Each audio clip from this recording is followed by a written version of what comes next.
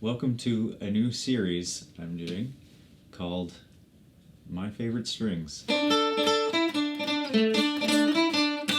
chose that title because I don't think I can get sued over it, and it's a good pun. So hey, if you're new to the channel, which probably all of you are, I'm Sean. I've been playing for a couple decades, and I have a bald spot to prove it. I have a lot of guitar tattoos, so those are my credentials. But anyway, 2020 was quite a year because I had a lot of time, fortunately, to sit with my instruments and really appreciate them and not take them for granted. And 2020 was actually one of the record-breaking years for guitar sales. So I thought I would talk about some of my favorites. This today is a 1912 Gibson L-4.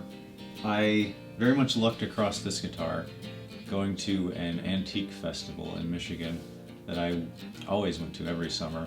I was working my first job at the time, and I had a bunch of cash that I specifically didn't bring to this show because I thought, I never really find anything that cool.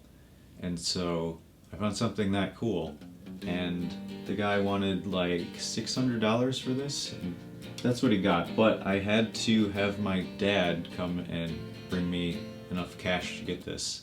Though he had already gone to the antique show and gone home that day, I felt kind of bad about that, but he supports me like that, so I'm grateful. But yeah, this is just really great. Definitely one of my favorite guitars ever. I'm sure it will outlast me, and it is now 109 years old. It's definitely not all original. This bridge and tailpiece have been replaced, and original paint, I'm sure. The original Gibson Mandolin Guitar Company, Kalamazoo, Michigan sticker is inside with a hand-penciled label with the serial number and everything. The back has been refinished and stuff, I'm sure. I burned some nice lines in there from trying to sit it on a modern stand. But yeah, it's just came out the same year as the Titanic, which is a very interesting fact, I guess.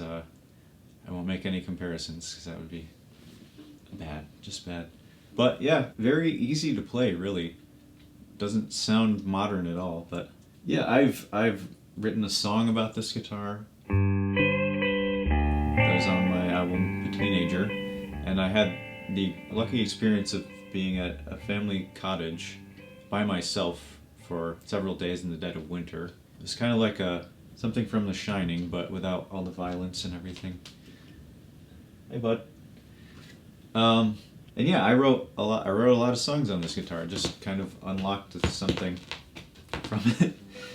So I named it Bowlby. One, because of the general bowlishness of the figure.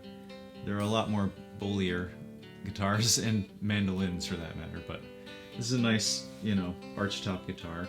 The name Bowlby was the last name of this kid in a book about the history of the town of Beaverton, where I'm from, whose name was Garner Bowlby, and he just happened to be in a picture of like the middle school or high school or something, and that was from the same era. Like the picture was from like 1915.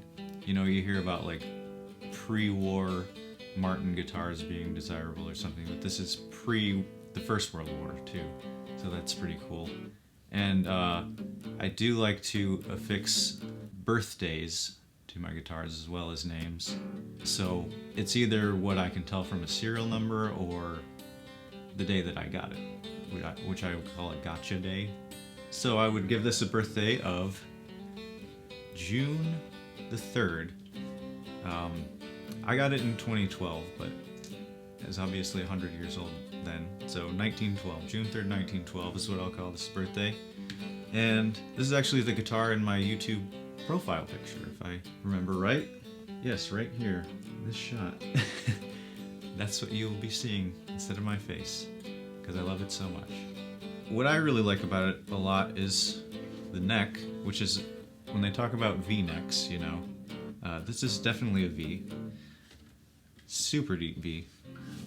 Like plunging V-neck. Yeah, I mean, it has cracks all through it, but I think that's common. Most of these that I've seen online have cracks exactly right here through the neck and stuff. I think they made them well enough.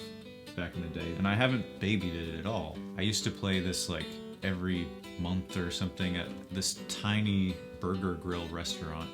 There wasn't even enough room to have the case sitting in the place, so I would take up like the back booth area, and whoever came to see the show with me would sit in the back booth with me with my lyric book.